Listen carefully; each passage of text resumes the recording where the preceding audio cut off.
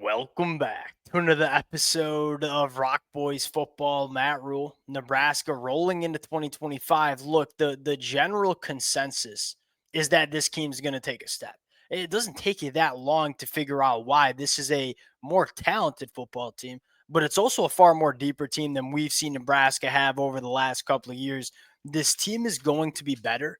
The question around Nebraska is how much better are they going to be in 2025? How dangerous can they be in 2025? And I want to put my hand up right away and say, over the last couple of months talking this football team, I feel like I have focused more on the questions I have for Nebraska as opposed to the reasons to believe in this program. And so for the next 10 to 15 minutes, we are going to take a positive vibes only, glass half full approach to Nebraska going into 2025, because when you start diving into the reasons to believe Nebraska will be better in the 2025 year, that there are a lot of reasons to believe on both sides of the football.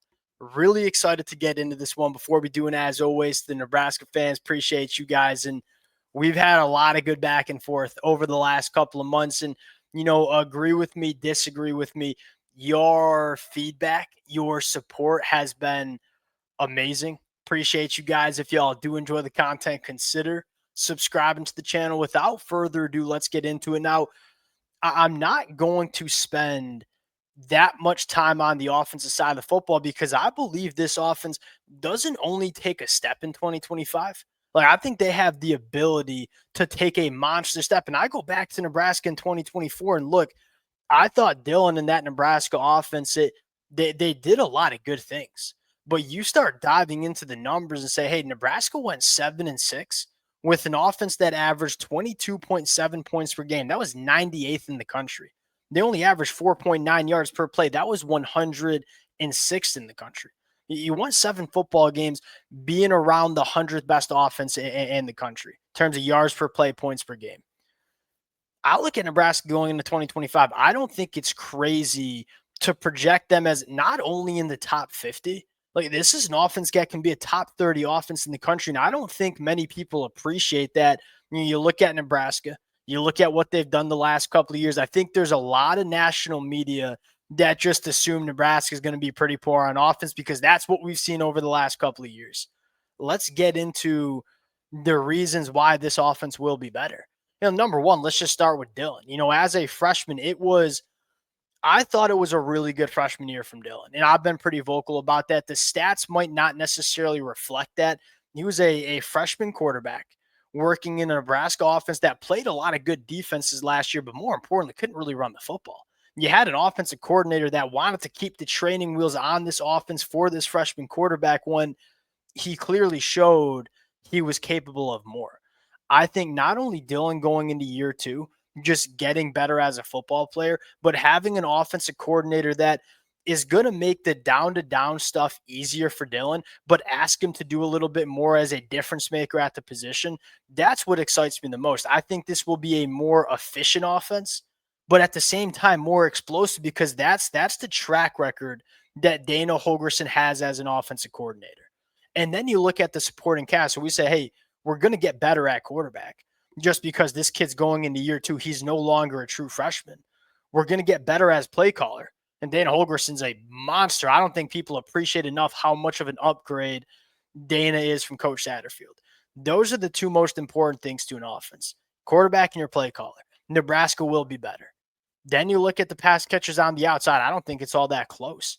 What fires me up about Nebraska in their wide receiver room is the variety of different skill sets that you have in this room. I look at a guy like Dane Key and say, hey, we know Dylan can push the ball down the field. He's got one of the better deep balls in the country going into 2025, at least in my opinion. Well, we now have a wide receiver that is exceptional working vertically down the field. And we have a guy like Ja'Cory Barney. Hey, Dana Holgorsen, speed and space. That is part of his principle as an offensive play caller. Well, you have a guy in Ja'Cory Barney who I believe will be one of the most explosive yards after the catch pass catchers, not only in the Big Ten, but in the country. And so I'm looking at it and saying you got, and Nazia Hunter's, he's going to be a good football player. He's probably, you look at his role and say he's that intermediate guy. Ja'Cory Barney's kind of the underneath guy. Give him the football in space and let him do the rest. Dane Key's your vertical pass catcher. And then, you look at Hunter coming from Cal and say that's where he does his best work's the intermediate portion. You got 3 wide receivers that I believe can access all parts of the football field. So we feel like we have significantly better pass catchers around Dylan. And then I'd point to the offensive line and say, look, glass half full. Like if we're talking about things working out for Nebraska, what happens if Elijah Pritchett plays like a 5-star tackle?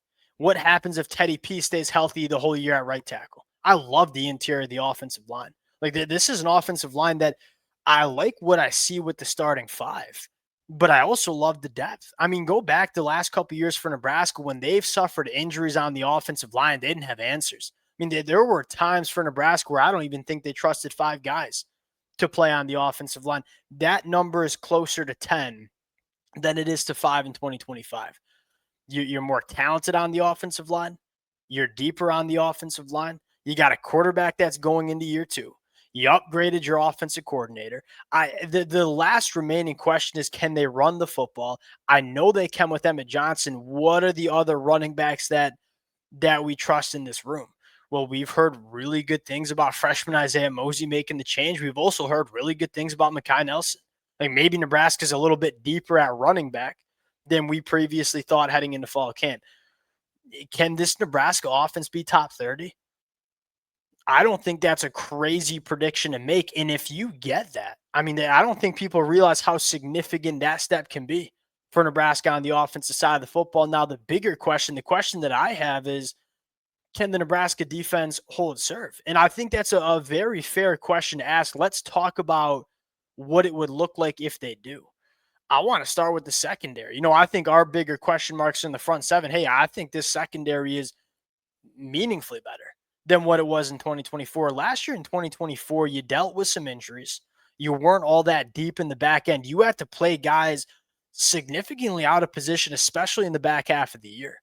Now I'm looking at this secondary going into 2025 and say, one, I love the cornerback duo. Sayer Wright was one of the more underrated players in the Big Ten last year. That's a true cornerback, one, at least what he put out on film last year. The question was, hey, what do we have at the other spot, at the other cornerback spot? The spring practice, fall camp intel on Andrew Marshall has been overwhelmingly positive.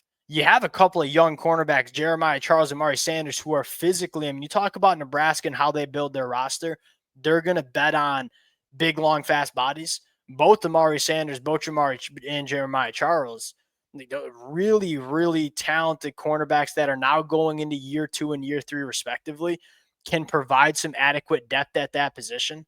Getting Deshaun Singleton back was massive at the safety position. You have guys like the Buford brothers. I'm looking at it and saying, we got better players, but we're also deeper. So when we inevitably have some injuries that pop up and we got to lean on our depth, we're not going to have to play guys out of position like we did last year. This secondary last year was not great. Like as good as Nebraska's defense was, the secondary wasn't good. It gave up a 65% completion percentage. That was 107th in the country. 7.7 yards per pass attempt. That was 85th in the country. As much as in general, the defense was solid when they went up against good passing attacks. This secondary struggled. I think it's going to get better, potentially a lot better going into 2025. Let's talk about the front 7. Like, what does it need to look like if this Nebraska front 7 surprises us? Because I look at Nebraska and say that the biggest concern I have is Nebraska gave up 3.4 yards per carry last year. That was top 20 in the country. They sacked the quarterback 7.4% of the time. That was top 30 in the country. Like this was a Nebraska defense that was really good stopping the run, really good getting after the passer. And the bulk of that production in terms of sacks and run stops, no longer with this football team, including Nash and Ty that were really good. Well, let's work it with this best case scenario outlook. What if Keona Davis is the guy that we've heard coming out of fall camp? I mean, him going into year 2, he could be one of the better defensive linemen in the Big Ten. I mean, what about Cam Lenhart on the other side going into year 3? That's another guy that we expect to take a jump. Williams-Nwaneri going into year 2, kind of a wild card. Not totally sure what to expect. What if he starts getting closer to that 5-star player he was out of high school. Like there are scenarios where you got a lot of young cats on the defensive line.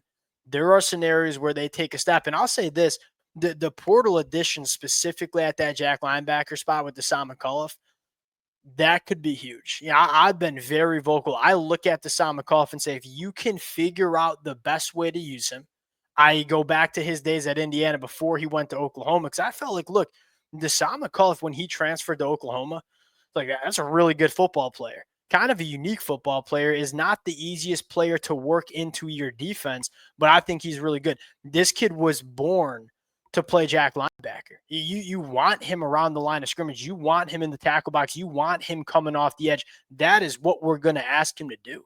I think we got a really good football player that now we know how to use him, whereas in Oklahoma, playing him an off-ball linebacker, playing him as a nickel defender, they didn't really utilize him the right way. Like, what if you massively hit on Deshaun McCullough because you know how to use him, you got a good plan to use him?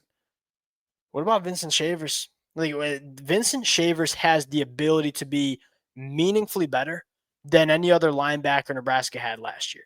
Now, it's going to need to come together. He's going to need to take a step, but I think he can be the best linebacker Nebraska has had in, to me, a pretty long time. That's the way I look at Vincent Shavers. So as much as there are question marks about the front seven, like there's a reality where this unit pleasantly surprises, and it has some guys that can be legitimate difference makers. Now, is the depth still a concern? For me, it is. But if you can figure that out, if a guy like Elijah Judy can give you 30 plus snaps a game, and if a guy like Dylan Parrott or maybe even Cade Petrick, who's coming in as a freshman, if he can give you some rotational snaps, maybe we're not as concerned about the depth as we were a couple months ago. Last thing, early momentum. This is going to be big for Nebraska. The first 6 games, you have only one true road game. That's on the road at Maryland in early October. The first 5 games, neutral site against Cincy, where Nebraska is a 7-point favorite. You have Akron and Houston Christian. Those should be wins. You have Michigan coming to Lincoln. Look, I'm a Michigan fan. Bryce Underwood, true freshman, making his second career road start in Lincoln, Nebraska, against a defense that I think can be solid. I mean, that is Nebraska going to be a favorite in that game? I'm not sure if I'm going to go that far, but I don't think many Michigan fans are super confident heading into that football game. Then you got Michigan State at home. Like there's a reality where Nebraska's 5-1, maybe even undefeated going into the middle of October, a spot where Nebraska hasn't very much been in, where they're rolling, where they're believing, where they're starting to win some football games consistently. If things all come together and Nebraska builds some early momentum, I'm not prepared to get up here right now and say Nebraska is going to make the college football playoffs. They will be in that conversation if some of the things happen that we just talked about over the last couple of minutes. Look, you can pick holes in any team across the country. That's what the preseason's for. But if you focus on the reasons to believe, there are a lot of them for Nebraska going into 2025. We'll close it out there. Appreciate you guys rocking with it. If y'all do enjoy the content, consider subscribing to the channel. We'll talk to y'all later. Peace.